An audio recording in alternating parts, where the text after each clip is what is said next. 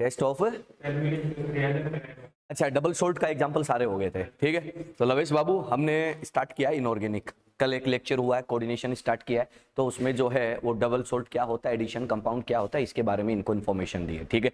तो उसके लिए आप एक काम करना, कल वाला जो लेक्चर है उसका मैं लिंक शेयर कर दूंगा आपसे, ठीक है। तो वो आप देख लेना, कोई डाउट लगे कोई दिक्कत लगे तो बता देना, एकदम सिंपल बातें 11th की बातें थी, उसमें कुछ ज्यादा नया नहीं था, ठीक है। तो चलिएगा अपन ने, हाँ भाई कल वाले में कोई प्रॉब्लम थोड़ी है, नहीं। हाँ बेटा प्रेक्षा, जाओ गोपी जी। प्रेक्षा कोई प्रॉब्लम है बेटा कल वाले में, जल्दी बोल, यस और नो, नो, चलो ठीक है। तो चलिएगा आगे बात को अपन स्टार्ट करते हैं और अगले पॉइंट पर जो है वो डिस्कशन करते हैं, ठीक है।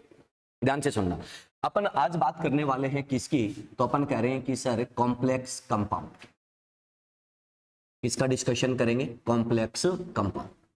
देखो सर केयरफुली सुनना, इसके नेम में ही सब कुछ छुपा है, ठीक है। सबसे पहले तो ना हमें ये पता होना चाहिए कि कॉम्प्लेक्स का मीनिंग क्या है, ठीक है। सेकंड हमें ये पता होना चाहिए कि कोऑर्डिनेशन का मीनिंग क्या है, क्योंकि बिकॉज अपन कॉम्प्लेक्स कंपाउंड को ही क्या बोल रहे हैं, कोऑर्डिनेशन कंपाउंड, ठीक है। तो आपको अगर ये आइडिया हो गया ना तो उसके बाद चीजें क्या हो जाती है, बहुत ही इजी हो जाती है। कल हम लोगों ने ना एक कंपाउंड ड्रॉ किया था, शायद आप लोगों को याद होगा, जब हमने एडिशन कंपाउंड पढ़ा था तो उसमें मैंने आपको बताया था कि सर आपके पास है ना एक सिंपल सा कोई भी आप लोग एग्जांपल कंसीडर कर सकते हो, डजंट मैटर। अपन ने बनाया था K4FeCN होल 6, ये हमने एक क्या बनाया था, एडिशन कंपाउंड। एडिशन कंपाउंड का मीनिंग क्या था कि टू और more than two different simple salt है, उनका एक्वस सॉल्यूशन लिया, क्रिस्टलाइजेशन के थ्रू हमने उनको क्या किया, प्रोडक्ट में कन्वर्ट किया। जो क्रिस्टलाइजेशन का प्रोडक्ट है उसको आप लोगों ने क्या बोला था कि that was addition compound, clear है। अब एडिशन कंपाउंड जो है वो एक्वस सॉल्यूशन में अपने बिहेव के बेसिस पे कितने टाइप के थे, 2 टाइप के थे। फर्स्ट कौन सा था, डबल सॉल्ट। डबल सॉल्ट का मीनिंग क्या था कि सर अगर आप उस कंपाउंड को एक्वस सॉल्यूशन में डिप करते हो तो जितने भी आयंस हैं वो क्या हो जाते हैं, फ्री हो जाते हैं, सारे आयंस फ्री हो गए। सारे आयंस क्या करते हैं, अपना positive conformational qualitative test provide करते हैं, ठीक है। अब अलग अलग आयंस के लिए अलग अलग टेस्ट थे, वो मैंने सारे आपको बता दिए थे। सल्फेट के लिए बेरियम क्लोराइड यूज करते हैं, हैलाइड के लिए सिल्वर नाइट्रेट सॉल्यूशन यूज करते हैं, ठीक है। उसके बाद हमने बोला था कि सर एल्यूमिनियम +3 के लिए NaOH था, Fe+2 के लिए NaOH था।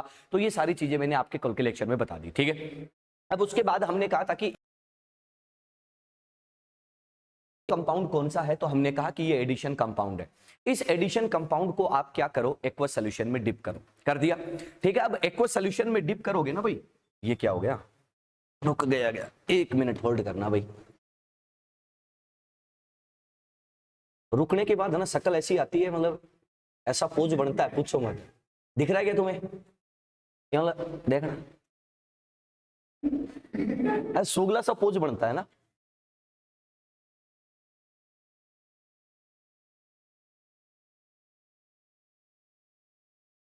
अरे बिटिया अगर ऐसे कोई वीडियो रुक जाए ना बता दे करो, चलो तो चलो तो अपन क्या कह रहे हैं कि सर ये जो कंपाउंड है, आप लोग एक काम करो, एक सिंपल सा एक्सपेरिमेंट कर लेते हैं, ठीक है। ध्यान से सुनते जाना भैया ना, बातों को सिर्फ समझने की कोशिश करना। स्टार्टिंग में चैप्टर जितना स्लो रहेगा उसके बाद उतनी स्पीड पकड़ेगा, ठीक है। तो सुन लेना पहले, अपन क्या कह रहे हैं कि सर एक टेस्ट ट्यूब है, उस टेस्ट ट्यूब में अपन ने क्या ले रखा है सर, वाटर। टेस्ट ट्यूब में क्या ले रखा है, वाटर। अपन वाटर ही क्यों यूज करते हैं, कोई रीजन है क्या स्पेसिफिक, भाई वाटर ही क्यों यूज करते हैं, कोई स्पेसिफिक रीजन है क्या, मतलब पानी सस्ता होता है, फ्री में मिलता है, ऐसा।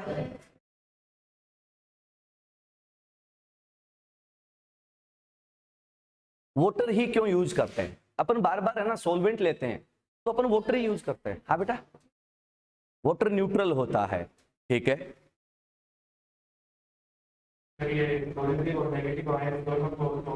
तो ये काम तो बेंजीन भी करता है, बेंजीन भी न्यूट्रल होता है, बेंजीन भी सॉल्वेंट होता है ना, न्यूट्रल होता है, वो भी यही काम करता है, वो भी तोड़ सकता है। अमोनिया भी यही काम करता है, वो भी तोड़ सकता है, स्ट्रॉन्ग है इसलिए देखो सर क्या होता है, अपन क्या कहते हैं कि अगर आप लोगों ने ना केमिकल बॉन्डिंग पढ़ी तो उसमें आयोनिक बॉन्ड पढ़ा होगा। आयोनिक बॉन्ड जब आपने स्टडी किया ना बेटा, वहां पे एक बात आती है, सॉल्युबिलिटी ऑफ आयोनिक कंपाउंड्स आती है ना, पढ़ा होगा शायद। उसमें आप लोग क्या बोलते हो कि सर वहां पे है ना, हम लोग जब आयोनिक कंपाउंड को सोल्यूबल करते हैं तो जो भी सॉल्वेंट हम लोग यूज करते हैं ना, उस सॉल्वेंट का डाई इलेक्ट्रिक कांस्टेंट वैल्यू जो है वो वहां पे बहुत मैटर करता है। अपन कहते हैं कि सर सबसे ज्यादा डाई इलेक्ट्रिक कांस्टेंट होता है HF का, है ना, सबसे मैक्सिमम होता है 120 के अप्रोक्स। बट अपन HF को यूज नहीं करते। क्यों नहीं करते? क्योंकि HF में एसिडिक करेक्टर है। H2SO4 का भी सर 109 के आसपास होता है, सॉरी 102 के आसपास होता है, बहुत ज्यादा है। फिर भी अपन H2SO4 को यूज नहीं करते। रीजन क्या है? एसिडिक है। दूसरा, उसमें ऑक्सीडाइजिंग प्रॉपर्टी है। अपने पास है ना सर H2O2 होता है। H2O2 का 98 के अप्रोक्स होता है डाइलेक्ट्रिक कांस्टेंट, उसको भी अपन यूज नहीं करते। रीजन क्या होता है? तो अपन क्या कहते हैं कि H2O2 जो है ना वो ऑक्सीडाइजिंग और रिड्यूसिंग दोनों एजेंट है, साथ में उसमें एसिडिक करेक्टर भी होते हैं, ठीक है, इसलिए अपन यूज नहीं करते। वाटर, इसमें ना तो एसिडिक करेक्टर है ना बेसिक करेक्टर है, न्यूट्रल है, जैसे बालिका ने बोला। दूसरा, ये इजीली अवेलेबल होता है। थर्ड, अपन कहते हैं कि इसका डाइलेक्ट्रिक कांस्टेंट वैल्यू भी क्या होता है? सफिशिएंट होता है, 81 के अप्रोक्स, आपने पढ़ा होगा शायद, है ना। तो ये सारे करेक्टर मिलते हैं। और सबसे इंपॉर्टेंट बात, ये इजीली अवेलेबल होता है, पैसे नहीं लगते इसके, इसलिए अपन क्या करते हैं? इसको यूज करते हैं। अरे सही बात है भाई। एक बात बताओ, आप कोई एक्सपेरिमेंट करने जा रहे हो और उस एक्सपेरिमेंट पे खर्चा ज्यादा हो गया, एक्सपेंसेस ज्यादा हो गए, भैया तुम करना पसंद करोगे क्या? नहीं कर सकते यार। कितनी बार तुम उसको अफोर्ड करोगे? एक बार, दो बार। मान लो एक्सपेरिमेंट सक्सेस नहीं हुआ, भैया अच्छा खासा खर्चा हो गया, रोड पे आ गए, क्या मतलब हुआ एक्सपेरिमेंट का? बात पल्ले पड़ गई। तो अपन इसमें क्या पुट करेंगे बेटा? अपन ने ऐड किया क्या? K4FeCN6। ध्यान से सुनना, K4FeCN6। ये इसमें जाके डिसोसिएट हुआ, क्या हुआ क्या नहीं हुआ हमें कुछ नहीं पता। क्या आप लोग कोई आइडिया लगा सकते हो? क्या नहीं लगा सकते भाई? देख के आइडिया नहीं लगा सकते। अपने को क्या करना पड़ेगा? एक्सपेरिमेंट करना पड़ेगा। एक्सपेरिमेंट करने जाओगे ना बच्चा, तो यहां पे आप क्या देखोगे? पोटेशियम। पोटेशियम, ध्यान से सुनना, एल्कली मेटल है। एल्कली मेटल का एक्सपेरिमेंटल टेस्ट कैसे होता है? कंफर्मेशनल टेस्ट किससे होता है? कल भी बताया था, फ्लैम टेस्ट। फ्लैम टेस्ट करेंगे तो हमें ऑब्जर्वेशन मिलता है, कुछ ना कुछ मिलेगा। मिल गया ऑब्जर्वेशन, क्या है वो बाद में देखेंगे। उसके बाद देखो बेटा, यहां पे कौन है? आयरन। आयरन का ऑक्सीडेशन स्टेट कितना है? +2। Fe+2 का कंफर्मेशन टेस्ट कल देखा था, कौन देता है? NaOH। NaOH के साथ Fe+2 क्या प्रोवाइड करता है? फेरस हाइड्रोक्साइड का ग्रीन कलर का पीपीटी। बात पल्ले पड़ गई, ठीक है। तो ग्रीन कलर का पीपीटी देता है। HCN, सॉरी CN- है। अब इसका लेना है आपको एक्सपेरिमेंटल टेस्ट की, क्या देगा भाई? तो अपन क्या कहते हैं कि CN- जो होता है, ध्यान से सुनना, CN- साइनाइड का पार्ट है। साइनाइड जो है वो HCN से आता है। HCN एक पॉइजनस गैस है, हाँ या ना? तो CN- जो है, अगर ये यहीं से लिबरेट होगा और आपने इसको इनहेल कर लिया, तो आपकी आत्मा का परमात्मा से मिलन होना निश्चित है। क्या कोई बचा सकता है क्या? नहीं। तो तीनों आयन्स की बात बता दी। तो पहला केस क्या हुआ? हमने फ्लेम टेस्ट किया। एक्सपेरिमेंट का रिजल्ट बता रहा हूं, करके तो दिखा नहीं सकता। तो हमने फ्लेम टेस्ट किया। जैसे ही फ्लेम टेस्ट हुआ, हमें क्या मिला? Positive flame test. बात पल्ले पड़ गई। फिर हमने क्या किया बेटा? इसमें NaOH डाला। NaOH डाला तो हमें क्या मिला? नो पीपीटी, कोई पीपीटी नहीं मिला। सोडियम हाइड्रोक्साइड के साथ पीपीटी नहीं मिला। अब बच्चा एक बात बताओ कि सोडियम हाइड्रोक्साइड के साथ पीपीटी देता है Fe2+। अगर Fe2+ फ्री हो तो पीपीटी देगा, फ्री नहीं हो तो क्या पीपीटी मिलेगा? क्या नहीं मिलेगा? पीपीटी नहीं मिलेगा तो अपने को पीपीटी नहीं मिला, मतलब Fe2+ क्या है? Bg है। Bg किसके साथ है बेटा? इसके साथ। बात पल्ले पड़ गई। तो जब आप लोग इसको एक्वस सॉल्यूशन में डिप करते हो ना भाई, तो आपको जो बेटा रिजल्ट मिलता है, ध्यान से सुनना केयरफुली, क्या बोला? एक्वस सॉल्यूशन में बेटा डिप करते हो तो आपको क्या क्या आयोन्स मिलते हैं? फर्स्ट क्या मिलता है? K+। क्या मिलता है? K+ मिल गया। सेकंड जो आपको मिलता है वो क्या मिलता है बेटा? FeCN6 and charge on complex is -4। बात पल्ले पड़ गई। अब ये हमने ऐसा क्यों लिखा? बिकॉज हम कह रहे हैं कि सर ये फ्री नहीं हुआ। फ्री नहीं हुआ तो इस फॉर्म में क्या है? अवेलेबल है। बात क्लियर होगी। तो अब अपन कह रहे हैं कि सर ये कंडीशन आपको यहां पे मिलती है। तो पहली बात जो हमने कल लिखी थी, क्या इस कॉम्प्लेक्स का, या मैं कह दूं कि इस कंपाउंड का एक्वस सॉल्यूशन में 100% आयोनाइजेशन हुआ गया? नहीं सर, 100% आयोनाइजेशन और डिसोसिएशन नहीं हुआ। तो अपन क्या कहते हैं कि सर 100% आयोनाइजेशन, 100% आयोनाइजेशन क्या है? Not possible. First point clear है, ठीक है। अगला पॉइंट सुनना।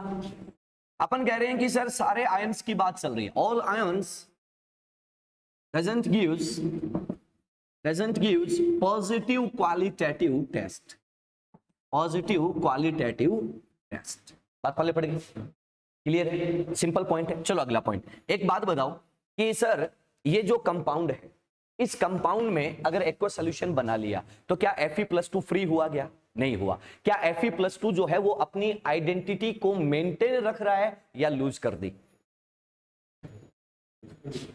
वापिस सुन लेना, वापिस सुन लेना, वापिस सुनो जरा, रुको। ये जो है Fe2+ अपनी आइडेंटिटी को मेंटेन कब रखेगा?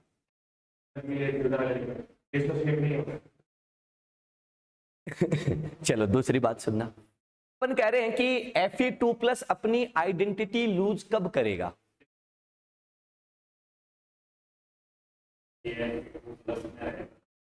Fe2+ में रहेगा। अब सुनना, मैं कह दूं कि अगर मेरे को Fe2+ फ्रीली मिल रहा है, फ्री है, किसी के साथ बॉन्डेड नहीं है, तो क्या ये अपनी आइडेंटिटी मेंटेन करके चल रहा है या लूज होगी? लूज होगी। चलो, और मैं कह रहा हूं कि Fe2+ किसी के साथ बॉन्डेड स्टेट में मेरे को मिलता है, तो Fe2+ अपनी आइडेंटिटी को मेंटेन कर रहा है या लूज कर चुका है?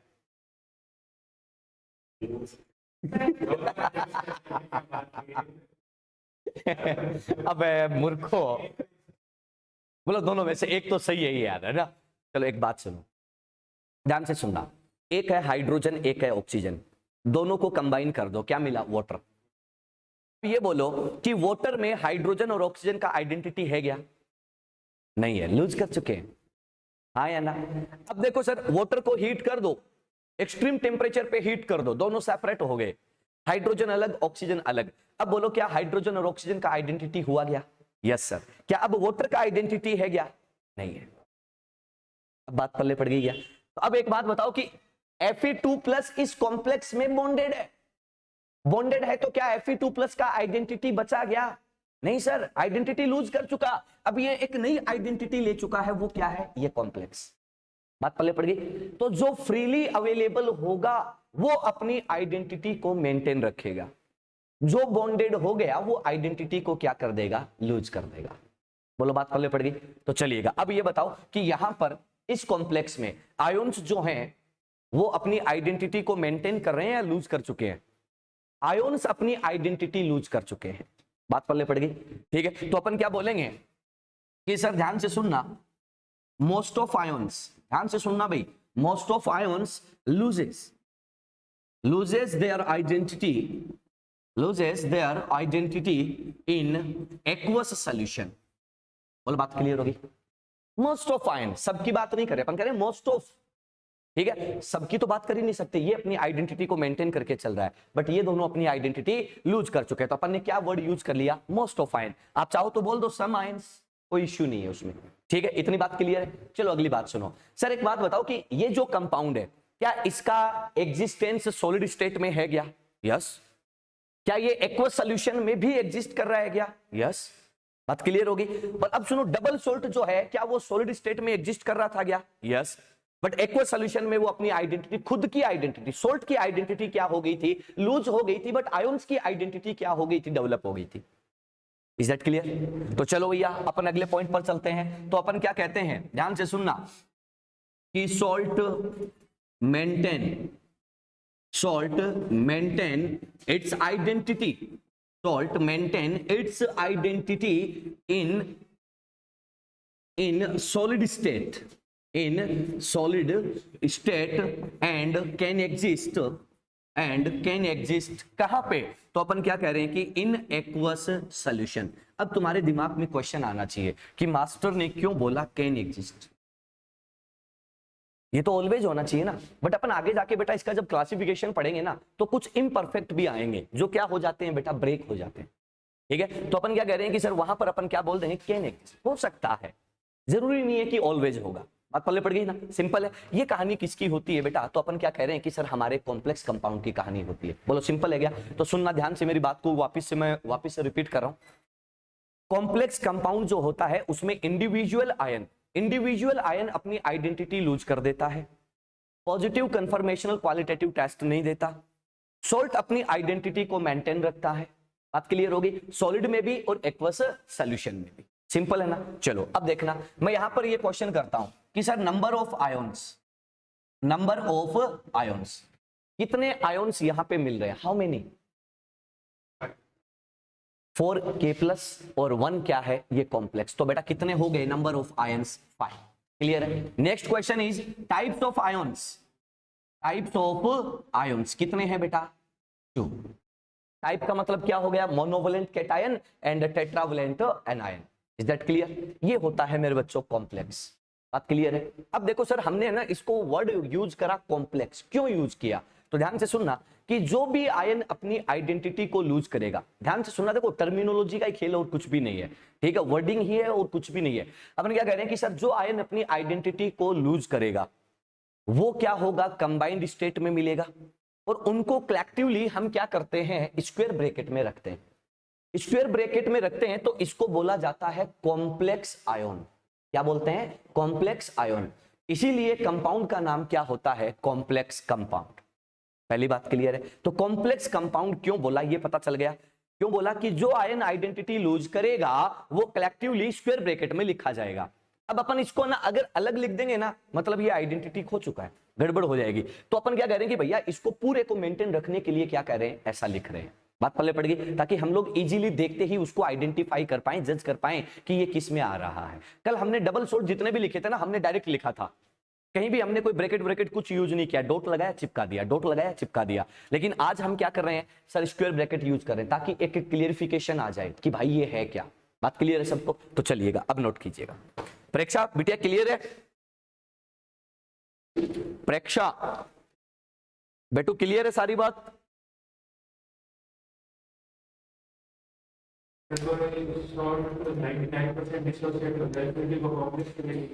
99% डिसोशिएट हो नहीं सकता, हो नहीं सकता, ऐसा नहीं होता। ओके बेटा, क्या होता है कि देखो क्या है, अपन क्या सोचते हैं, अपन क्या सोचते हैं, और वो मुद्दा नहीं होता। होता वो है जो होगा, जैसा उसका बिहेवियर है। आप सोचने को बहुत कुछ सोचते हो, आपकी इमेजिनेशन में पता नहीं क्या क्या होता है, लेकिन क्या हर एक चीज रियल में होती है क्या? नहीं। अपन कोई मूवी देखते हैं तो इमेजिनेशन में अपन ना वैसा बिहेव करते हैं, लेकिन क्या रियल में तुम वैसा बिहेव कर सकते हो? नहीं, नहीं कर सकते ना। अपन मान लो कोई यार है ना ऐसे कोई बढ़िया वाली मूवी देख लें जिसमें मतलब लड़ाई दंगे खूब, जैसे साउथ वाली मूवी बढ़िया वाली फाइट है, तो अपन क्या सोचते हैं कि मैं भी ऐसे फोड़ू। ऐसे होता है ना।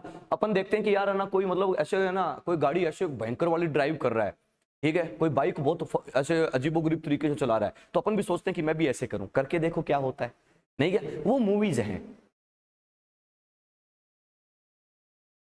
मूवी में और रियलिटी में बहुत फर्क होता है। वही चीज ये बेटा, यहां पर हम इसके बारे में क्या सोचते हैं ये कोई मायने नहीं रखता, ये कैसा बिहेव करेगा ये इंपॉर्टेंट है। क्या कि 11th वाले बच्चे होते हैं ना, उनको पढ़ाओ बड़ा मजा भी आता है।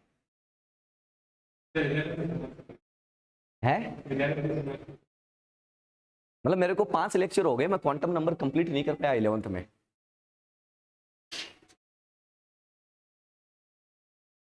अभी भी स्पिन क्वांटम नंबर आज भी बाकी पड़ा है, आज वो कंप्लीट होगा। मैं उनको बता रहा था ऑर्बिटल्स पढ़ा रहा था, ठीक है।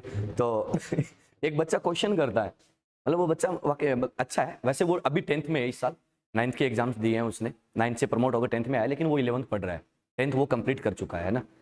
तो वो बोले सर एक बात बताओ, जैसे अपन ऑर्बिटल नहीं बनाना क्या, PX PY PZ, बोले ये ऑर्बिटल है, चलो आपकी बात मान ली, एक काम करो इसको ना एक्स और वाई एक्सिस के बीच में रख दूं तो क्या होगा बताओ। फिर उसको समझाया थोड़ा, बोला हाँ अरे सर ये तो मैंने सोचा ही नहीं। तो ये सारी चीजें क्या है? नेचुरल है, नेचर ने बना रखी है।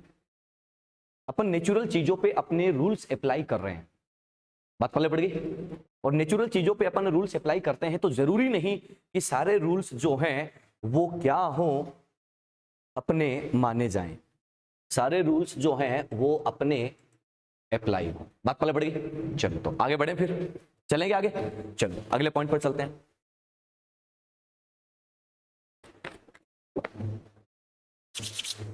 देखना भाई, हो गया 1 सेकंड बेटा। तो जितनी फास्ट तू स्कूटी चलाती है बेटा, उतना फास्ट लिखा कर भी। लिख लिया? अरे नोट कर, नोट कर। अब जब तक कोई दूसरा गलती नहीं करेगा बेटा तब तक तेरे को ही बोला जाएगा। कोई बात नहीं, कोई बात नहीं, नोट करो, नोट करो, नोट करो। इतने में तो लिख देती मेरी बच्ची, जल्दी कर। लिख दिया क्या? अरे बहुत अच्छा। अब देखो सर, दो नाम बताता हूं आपको और ध्यान से सुनना, ठीक है? फिर उसके बाद आगे बढ़ते हैं और आगे की चीज समझते हैं। देखो अगला पॉइंट सुनना। एक तो होता है K4FeCN6 और बच्चा एक होता है K3FeCN6, ठीक है? केयरफुली सुनना। एक है K4FeCN6 और एक क्या है K3FeCN6। दोनों में छोटा सा डिफरेंस है। क्या है? बिल्कुल, इसमें क्या है, ऑक्सीडेशन स्टेट +2 है और इसमें ऑक्सीडेशन स्टेट कितना है, +3 है। जनरली फॉर्मूला गिवन नहीं होता, नेम गिवन होता है। इसको अपन क्या बोलते हैं, तो अपन कहते हैं कि इसका जो नेम है, कॉमन नेम बता रहा हूं भैया, यूपीएससी बाद में पढ़ाऊंगा, पोटेशियम फेरोसाइनाइड। क्या बोलते हैं? Potassium ferrocyanide. इसको बोलते हैं बेटा पोटेशियम, इसको क्या बोलते हैं? Potassium ferricyanide. ध्यान से सुनना भाई। अब ना अक्सर क्या होता है कि दिखने में तो ये सिंपल सा लग रहा है, लेकिन यार जब अपन एग्जाम देने बैठते हैं ना तो एग्जाम के प्रेशर में चीजें भूल जाते हैं। होता ही अक्सर यार, सेम सेम सा नाम होता है, अपन गड़बड़ कर जाते हैं। तो याद रखना, ये क्या है? फेरो, ठीक है? और ये क्या है? फोर, ठीक है? ये बताओ कि शादी में फेरे लिए जाते हैं ना? देखे होंगे, लिए तो नहीं होंगे, देखे जरूर होंगे, है ना? कितने फेरे लिए जाते हैं? 7 लिए जाते हैं क्या? कंफर्म है क्या?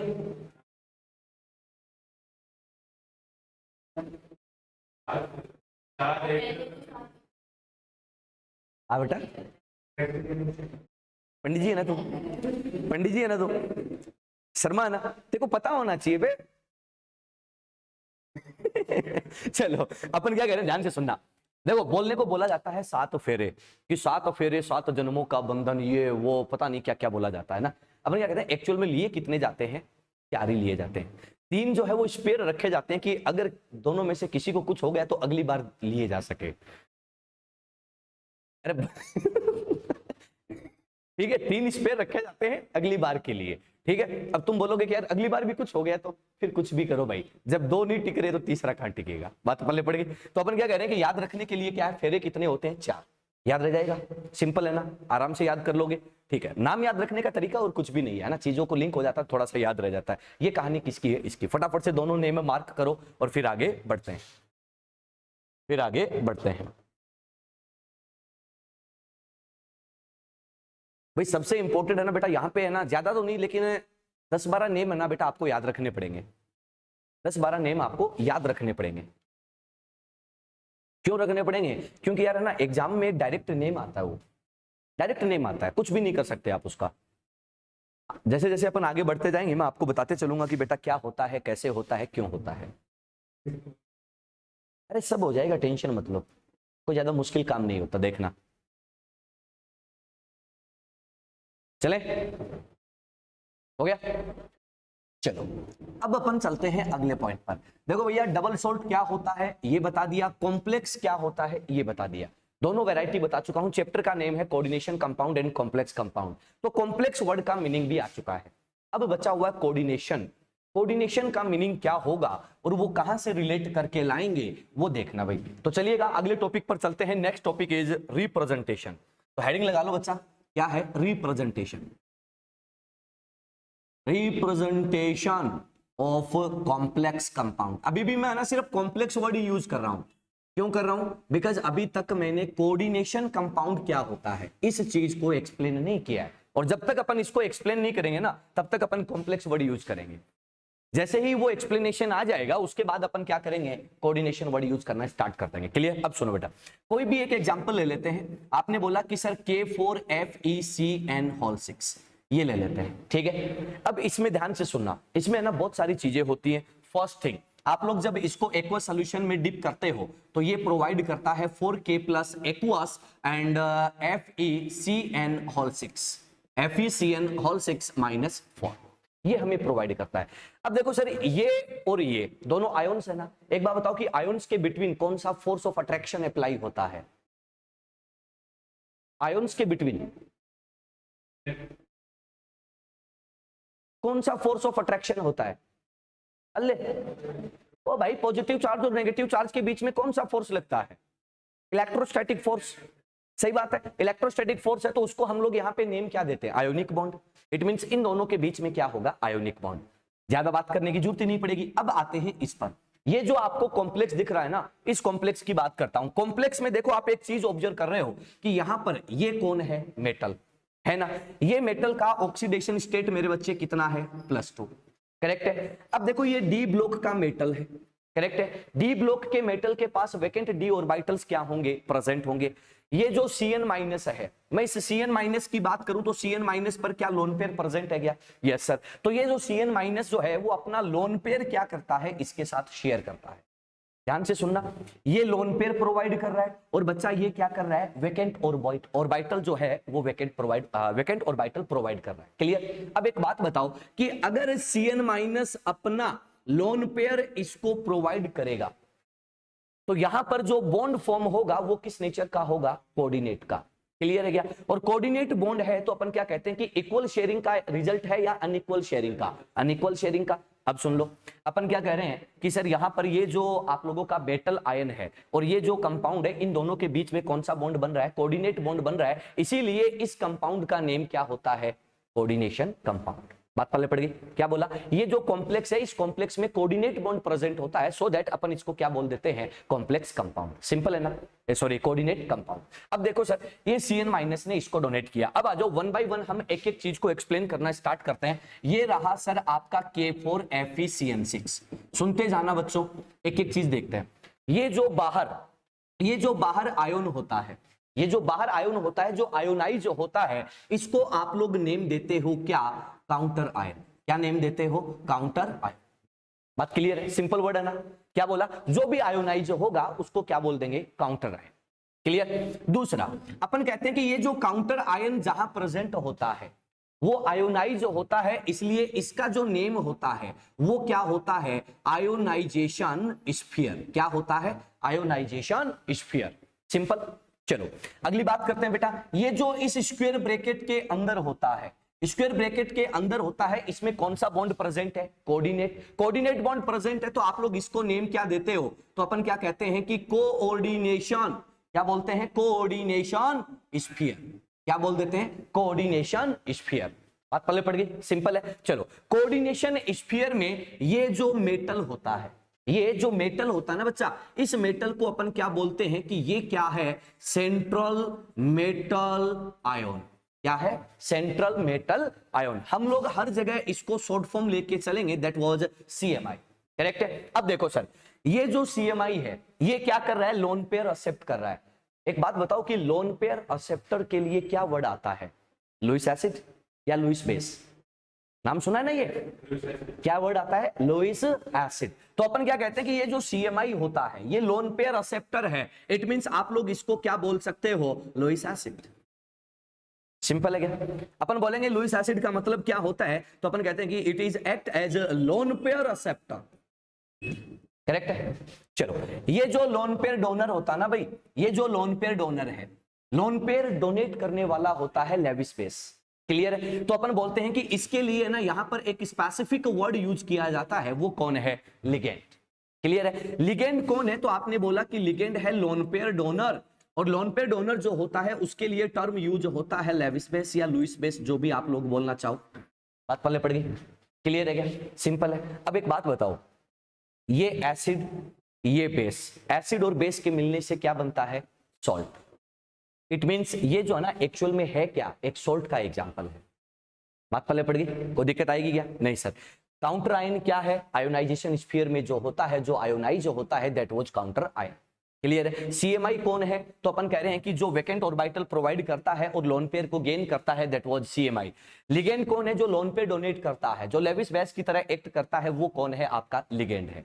अब देखो सर, यहां पर है ना आउटसाइड रीजन में आपको क्या मिलता है, एक नंबर मिलता है, डिजिट मिलती है। ये क्या होता है, तो अपन कहते हैं कि ये होता है नंबर ऑफ लिगेंड्स। क्या है, नंबर ऑफ लिगेंड्स, कि भैया कितने लिगेंड्स यहां पर क्या है, प्रेजेंट है। बोलो, सिंपल चीजें है ना, याद रह जाएगा। चलो ठीक है भैया, कितने नंबर ऑफ लिगेंड्स यहां पर प्रेजेंट है, 6।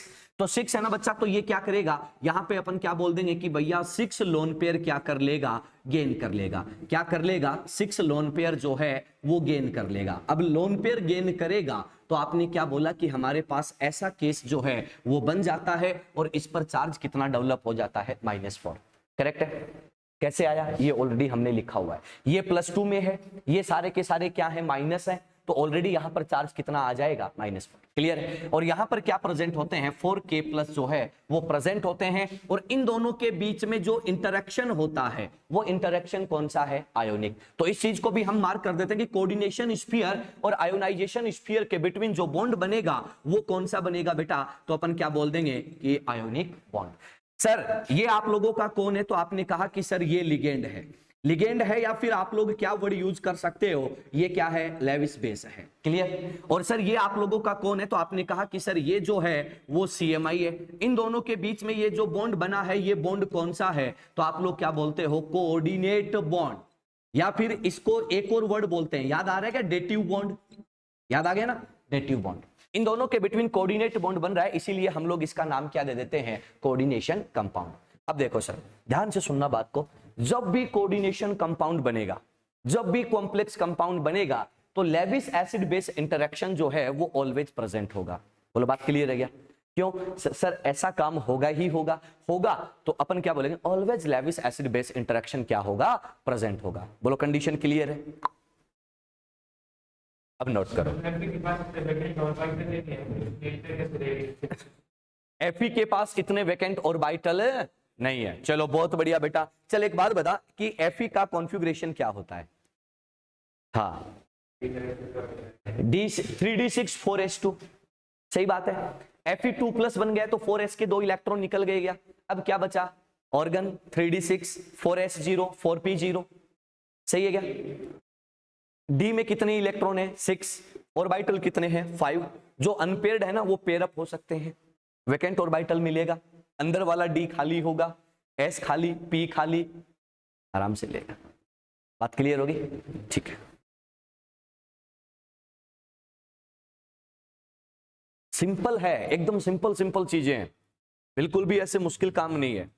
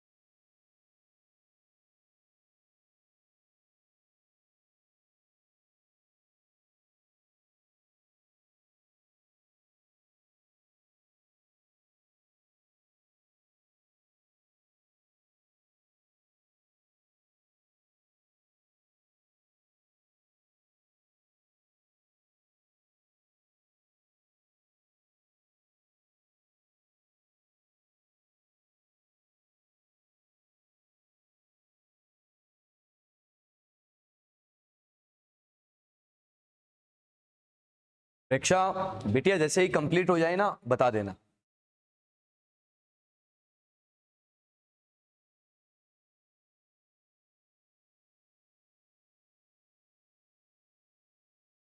बनाओ बनाओ, देखें जल्दी से बनाओ।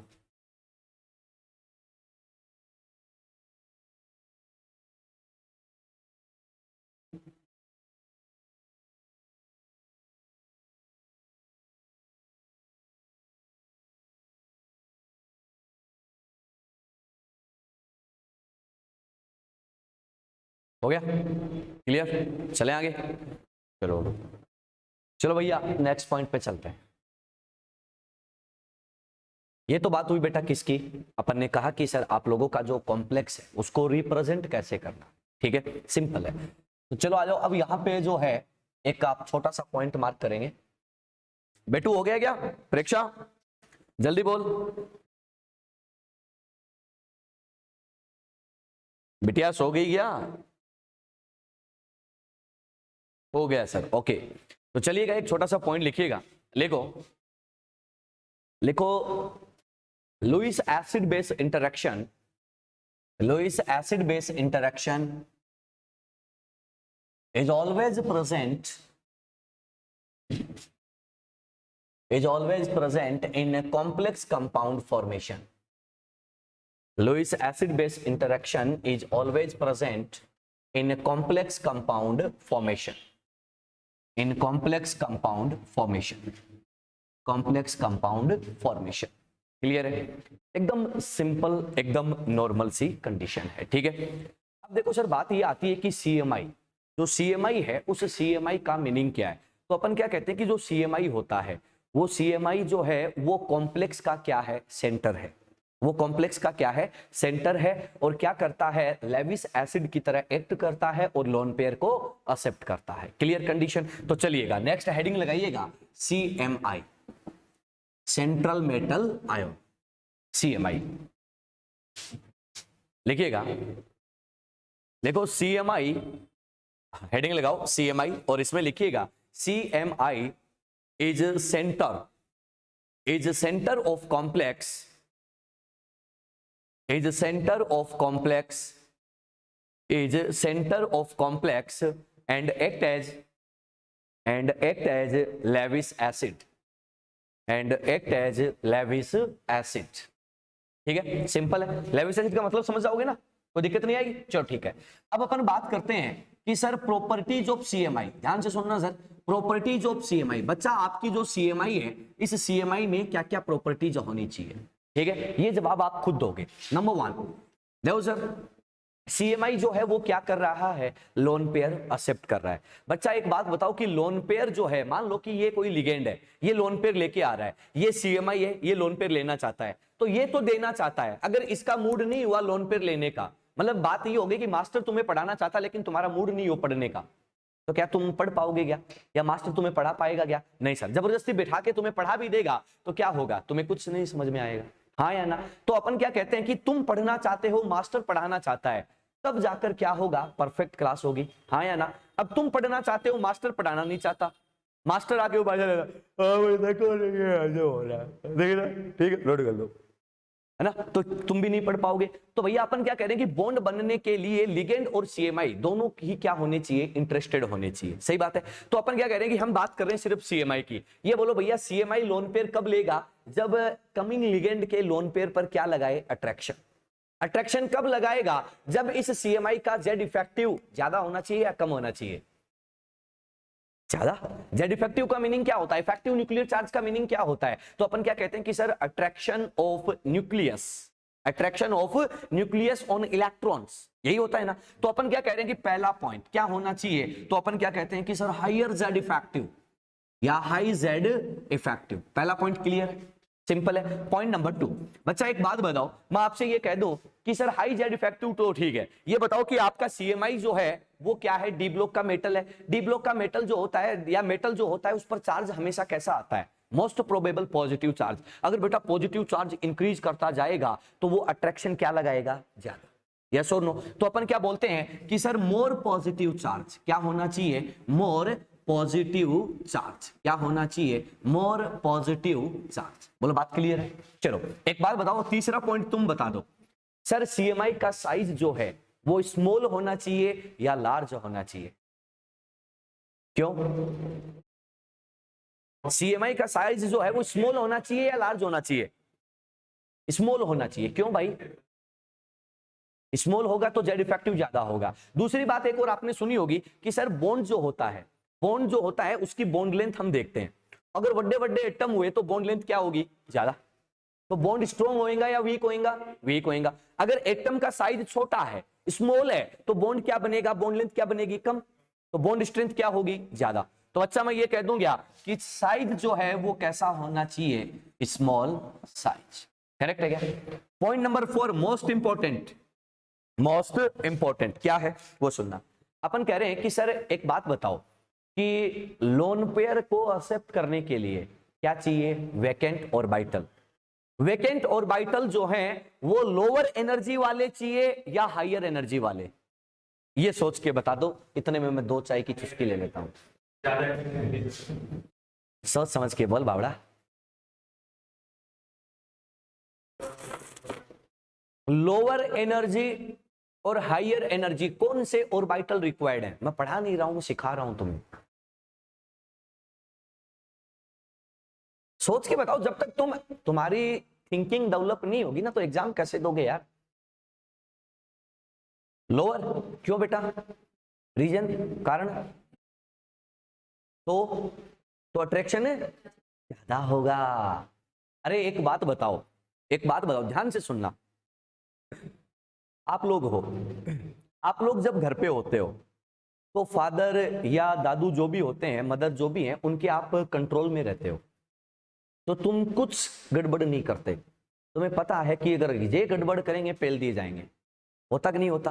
होता है। तुम्हारे डिस्ट्रैक्शन बहुत कम होते हैं। मान लो घर वालों ने तुम्हें छोड़ दिया हॉस्टल में या बाहर पीजी दिला के कि ले बेटा ऐस कर दो, फिर तुम पर घर वालों का कंट्रोल क्या हो जाएगा, कम होएगा कि नहीं होएगा? होएगा। कम होएगा तो आप लोग क्या करोगे, बदमाशियां शुरू कर दोगे, क्लास बंक करना शुरू कर दोगे, पढ़ाई में बेईमानी शुरू कर दोगे, मजे लेने शुरू कर दोगे। मोस्ट प्रोबेबल होता है। घर वाले फोन करेंगे कि पापा फोन करेंगे, बेटा क्या कर रहे हो, रोड पे घूम रहे हो, पढ़ रहा हूं पापा।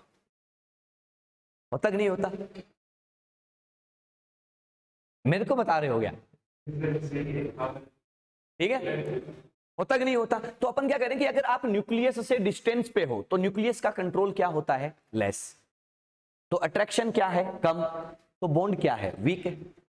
अपन कह रहे हैं कि अगर न्यूक्लियस के क्लोज हो तो अपन क्या कहते हैं कि अट्रैक्शन क्या होगा, स्ट्रॉन्ग। अट्रैक्शन स्ट्रॉन्ग होगा तो अपन क्या बोलेंगे कि सर बॉन्ड भी क्या बनेगा, स्ट्रॉन्ग।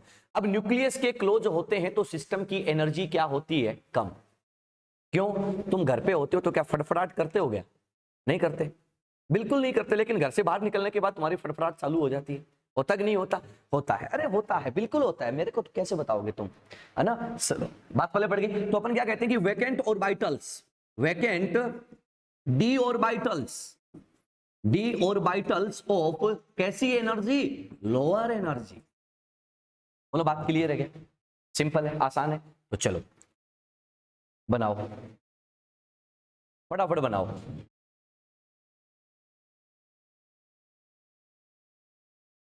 तुम मेरे को बता रहे हो मैं पीपराली रोड का पुराना पापी हूं, मेरे को समझा रहे हो कि क्या होता है।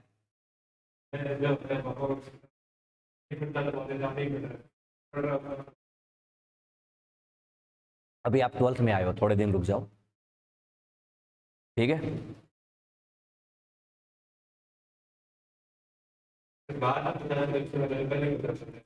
जब बच्चा छोटा होता ना तो वो अपनी मम्मी को या पापा को सब कुछ बताता है। जैसे जैसे वो ग्रो करने लगता है ना, जैसे जैसे वो बड़ा होता है, हायर स्कूल में जाता है, कोचिंग्स में जाता है, कॉलेज में चला जाता है, उसके बाद जो है वो बातें छुपाना शुरू कर देता है। कोई बात नहीं बेटा, 2 साल बाद मेरे से मिल ली हो। हाँ चले भाई, हो गया क्लियर है। चलो ऐसे कैसे सीरियस हो गए, कैसे बेटा दो सीरियस है ही या फिर ऐसे पहली बार मिला है तब एक्टिंग कर रहा है? ऐसा ही है क्या?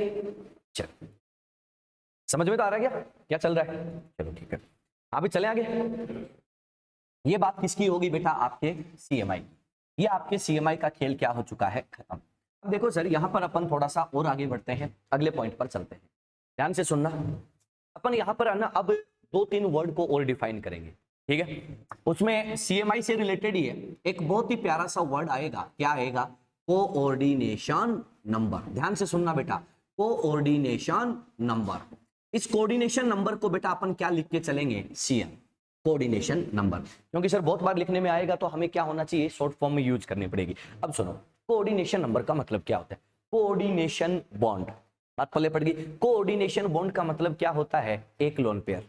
सही बात है क्या, सही चल रहा हूं, ठीक है। अब ध्यान से सुनना, सीएमआई जितने number of electron pairs accept करेगा, जितने number of electron pairs accept करेगा, किसके थ्रू, कोऑर्डिनेट बॉन्ड के थ्रू, किससे, लिगेंड से, किसमें, खुद के वैकेंट ऑर्बिटल में, उस नंबर को अपन क्या बोलते हैं, कोऑर्डिनेशन नंबर।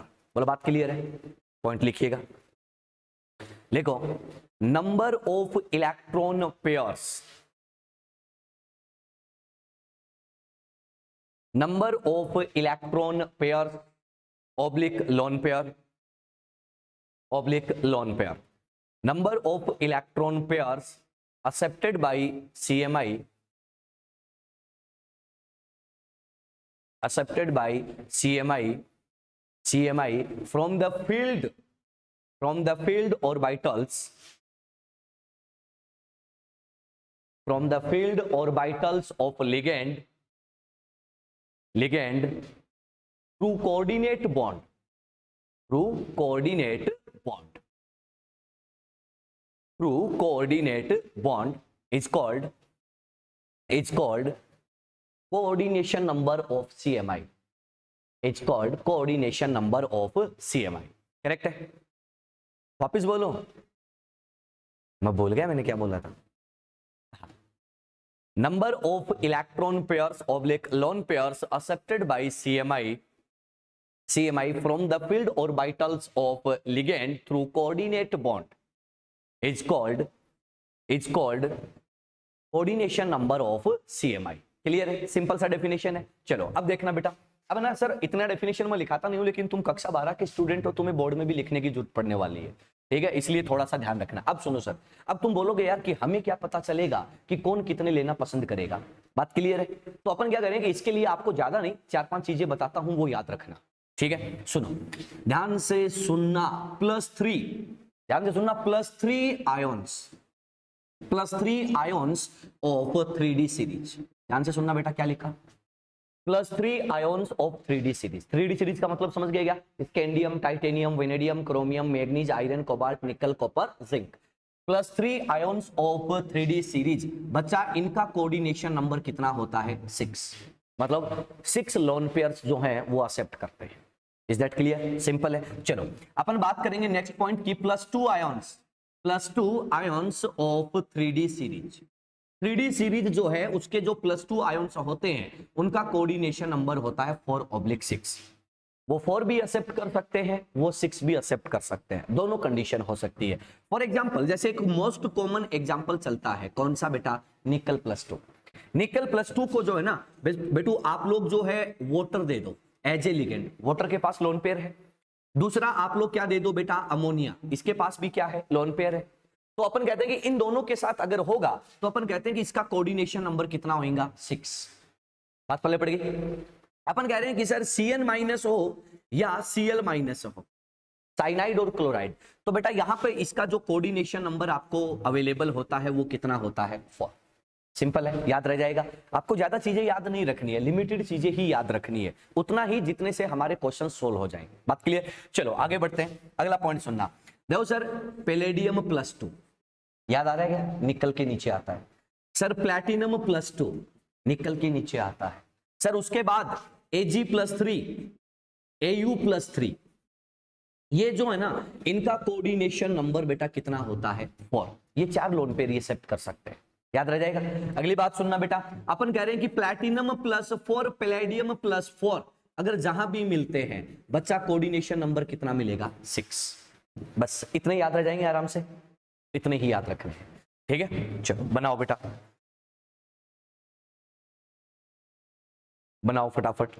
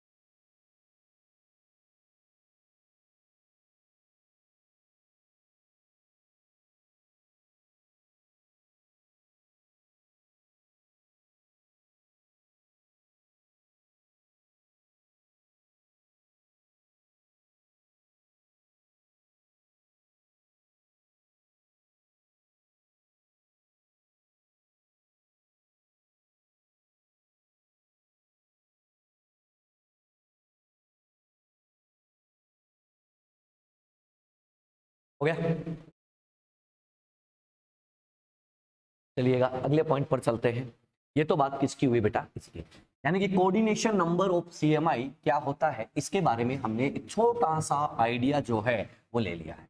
चलो भाई अगले पॉइंट पर मूव ऑन करते हैं। अगला पॉइंट जो है वो चेक करते हैं। अब सुनो, देखो सर सीएमआई से रिलेटेड सारी बातें अपनी हो चुकी हैं कि सीएमआई हमें क्या क्या इंफॉर्मेशन चाहिए होता है उसको एक्सप्लेन करने के लिए, वो हम बता चुके हैं। अब अगले पॉइंट पर चलते हैं। अगला जो पॉइंट है वो कौन है बेटा, लिगेंड। कौन है, लिगेंड। लिगेंड का यहाँ पे जो जो वर्ड आए ना पहले वो एक्सप्लेन हो जाएंगे, फिर अपने आप आगे चले जाएंगे। लिगेंड, लिगेंड का मीनिंग क्या होता है, तो अपन क्या कहते हैं कि ऐसा स्पीशी जो अपना इलेक्ट्रॉन पेयर या लोन पेयर क्या कर दे, डोनेट कर दे। कहां पर, सीएमआई के वैकेंट ऑर्बिटल में कोऑर्डिनेट बॉन्ड के थ्रू, उसके लिए टर्म क्या आता है, लिगेंड। बात पल्ले पड़ गई। अब अपन कहते हैं कि लिगेंड जो है वो कैसा हो सकता है, लिगेंड न्यूट्रल भी हो सकता है और लिगेंड जो है वो आयोनिक भी हो सकता है। बात पल्ले पड़ गई, दोनों स्पीसी हो सकती है, कोई इश्यू नहीं है। न्यूट्रल में जैसे H2O NH3 होता है, ठीक है, एनाइन में अपन बहुत सारे लिख के आए हैं अभी अभी। बात क्लियर होगी, तो चलिएगा लिगेंड का डेफिनेशन नोट करो बेटा, लिगेंड का डेफिनेशन नोट करो, लिखो लिखो, neutral molecule oblique ionic स्पीसी,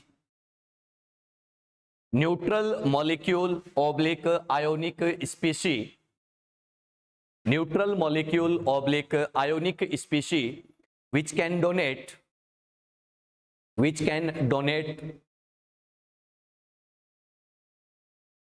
can donate their one or more which can donate their one or more electron pairs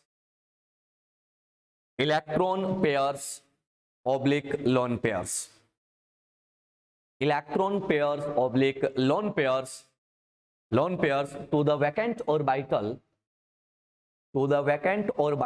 of CMI, to the vacant orbital of CMI through coordinate bond,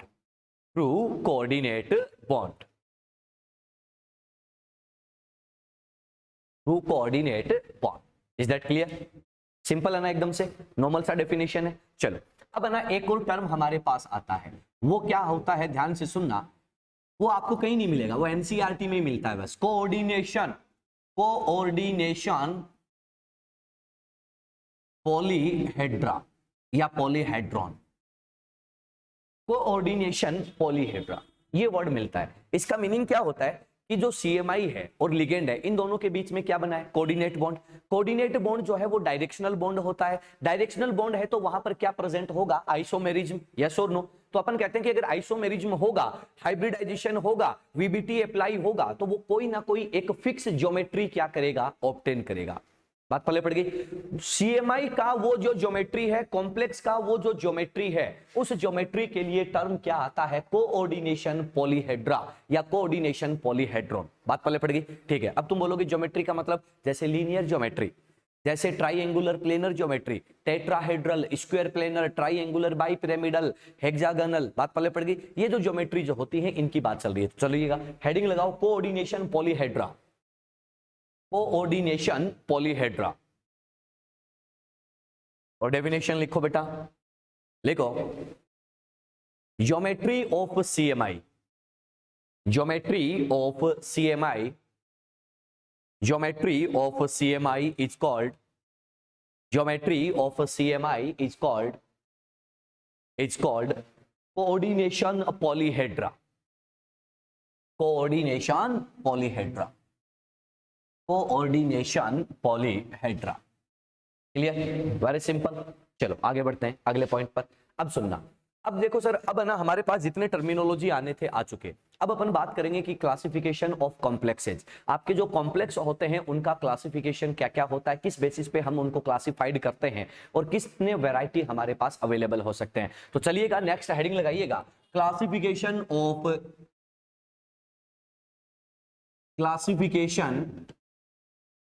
complexes, classification of complexes.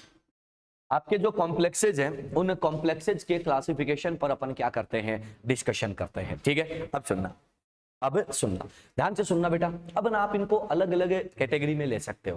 First जो basis होगा वो आपको बता देता हूं, case number 1।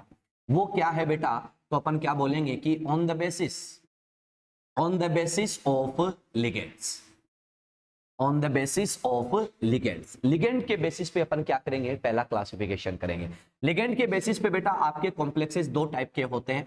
First is homoleptic, ध्यान से सुनना बेटा क्या लिखा है, homoleptic complex, and second is heteroleptic complex, and second is heteroleptic complex. ठीक है, बी केयरफुल सुनना। होमो का मीनिंग क्या होता है, सेम। हेट्रो का मीनिंग क्या होता है, डिफरेंट।